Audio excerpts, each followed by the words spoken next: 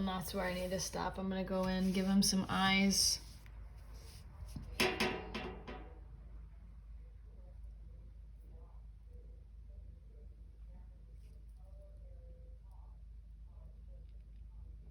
Using just the top and tip of my brush.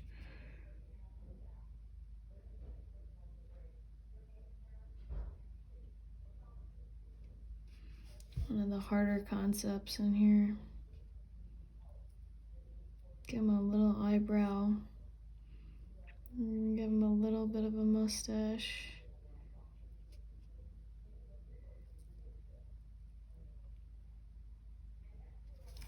It's hard to see, but I gave him a little bit of an upper lip. This is his lower lip. You don't want to overdo it, make him have a fish face, but you need very subtle lines. Now, off of this, what I'm going to do is I'm going to take some off my brush, and I'm just going to kind of swipe again so that it creates that very, again, wispy kind of quality to it. Now off the back we have a bun. I'm going to add some black to this, and I'm just painting in that round shape.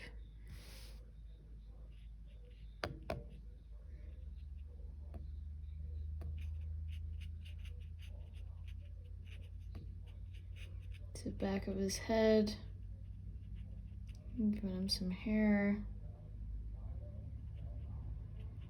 He's half balding. All right, there's his face. Now he's got some white areas. They're a little bit too white, so we're gonna go back in with that same brown again.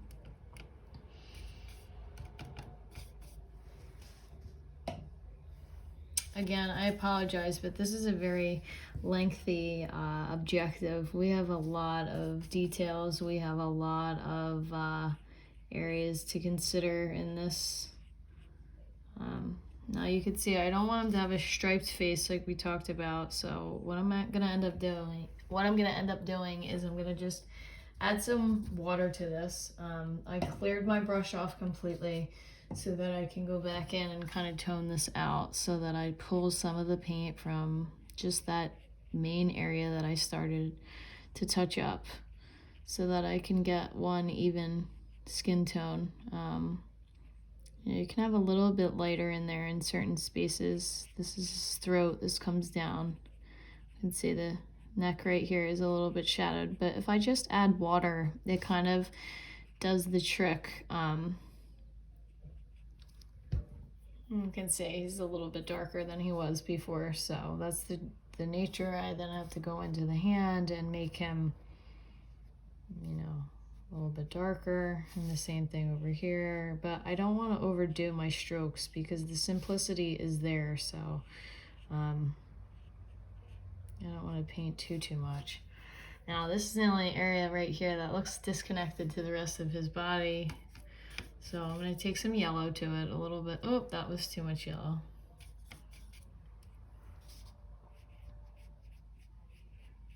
That way I can kind of match it. Skin tone is tricky at times. All right, that's better. He's a little bit transitional. All right, now off of it, there's a couple more details we can add in, but I'm just going to paint in the basket, make it the same color as his skin. Now that that area is dry, I can just take a little bit. Gives it a nice little natural hue.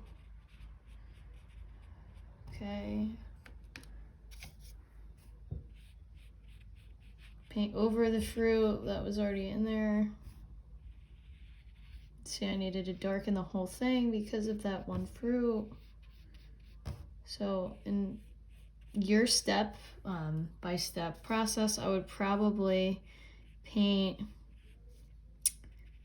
the basket prior to painting the fruit so that you don't have to kind of see those lines. You can see I'm kind of just painting in the rest around it like that, but I struggled because I painted the fruit and then it wasn't directly under his hand, and then everything kind of was off after that, but it's fine. It's a old woven basket that's falling apart, and has too much fruit in the basket because he's just that way. He just wants to go pick fruit. All right, so now I've highlighted that a bunch. I'm clearing my brush to do one final step, and that's going to be it with this lesson. And this guy specifically. I'm then going to paint just a few more little subjects. So right in here, I'm just going to give him an open, round shape to his cloak.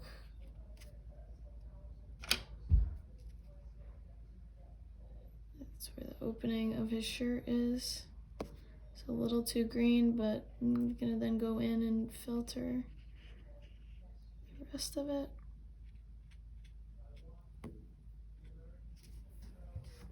That looks weird. This like didn't come out the way I wanted it to, so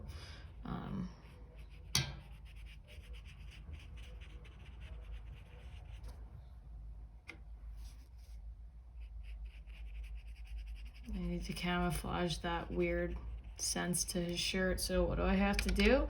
I have to go back in and actually paint the shirt and then paint some black edge lines so that I can see the difference between it, because what ended up happening was the shape of the shirt ended up not lining up. So you can see I'm needing this to be a little bit wider.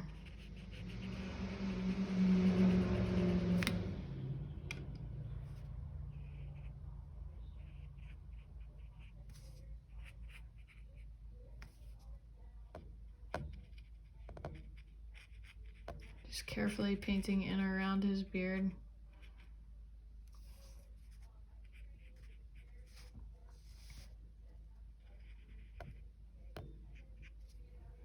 It was that one wrinkle line that was just off, so you could see I needed it to be this wide to be proportional with the rest of his body, and then it stops right here because that's his armpit, and then this comes up and it ends up there. So you can see through that I need to darken everything else. I need to add it back in, but I'm almost rushing it because now my paint lines aren't nice and sharp. They're like muted and they have a sense of unshapely line quality to it because I'm rushing it, but that's what we have. I would take my time and I would fill in the rest of the shirt in that way. I would also add in, his back leg in here, have a little bit of a split, or even have this cloak come down a little bit lower so that I can camouflage the leg because it looks weird. So this is like his draped jacket back here, and that's what it shows in the worksheet. It kind of allows you to not see that other leg. And then he has some feet that you can see at the bottom right here, but they're really weirdly drawn. So if you want to just have him footless because the cloak is under him, under his and covering his feet, that's fine too. Okay. Now just briefly, I'm gonna go through the hand. There's a weird shaped hand in there. Probably not gonna watch this whole thing, but I'm just gonna do it for the sake of showing you the technique. I'm gonna just press and then shape it as an opening right here. Off of it, what I'm gonna do is just kind of trickle.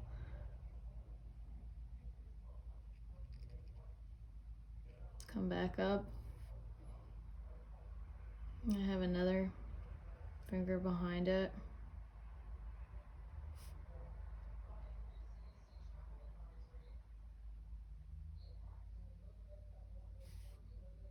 And then one more right up there. So that's a hand that's opened up, grabbing something. Have it come back up like that, and I'm just gonna fill that in. can see some of my lines are dark, so I can see the separation between.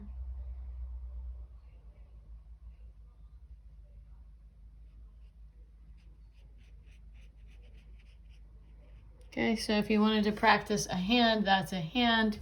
Right down below here, we're gonna fit in a couple extra little guys. So we have a round head. We have a cloak. So I'm gonna just change up the color to black.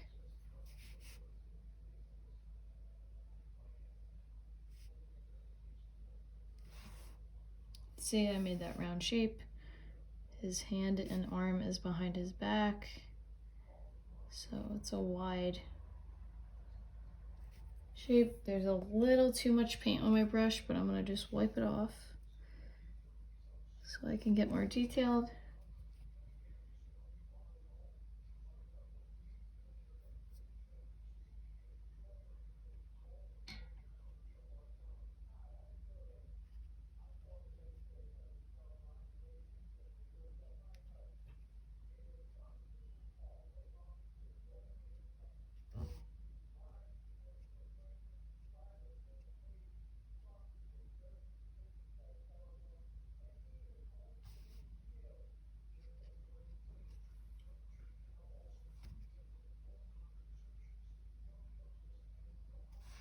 That's one guy.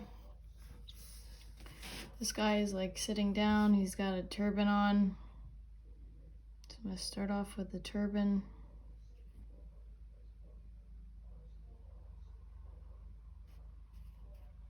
Which means head wrap thing. He's looking to the side that way, so he's got some very wide. And they're all in these giant cloaks. Style of Chinese attire. So it almost looks like a ghost. He's got giant arms and loose hands. You can see that's the like roundness of the open cloak under him. He's kind of sitting and looking to his right. He's got a lump. And he's like sitting like that. So this is his knee, and then that's his foot.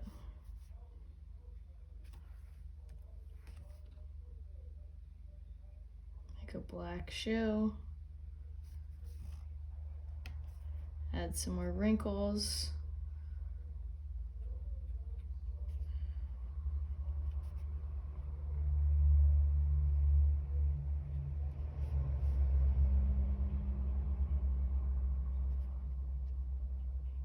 Not bad. Okay, now I'm just gonna make the head. Add a little bit of yellow and brown. Make a little hand, like he's holding his knee. And then just filter that in. You don't need a lot of paint. Might probably added too much. I'm gonna make one more hand over here because he's just like needing something. Like he's resting his hand on the ground. Could probably put like a little rock right here if I wanted to. Like this guy is leaning up against a rock. So there's that. And then there's a guy with a book and stacked books. So I'm actually gonna paint the books before I paint the guy. Because that's perspectively a little bit tricky to add in some lines. So in order to start that, I'm gonna just add a stroke. Oop, that was too much paint. We're gonna try again.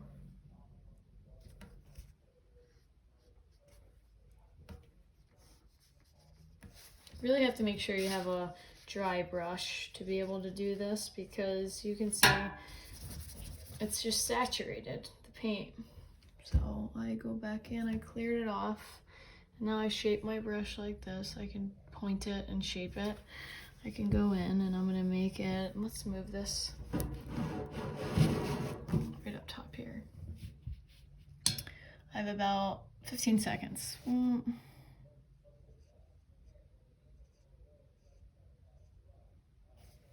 And those are my book lines. You can see this is the guy I would be painting but we ran out of time.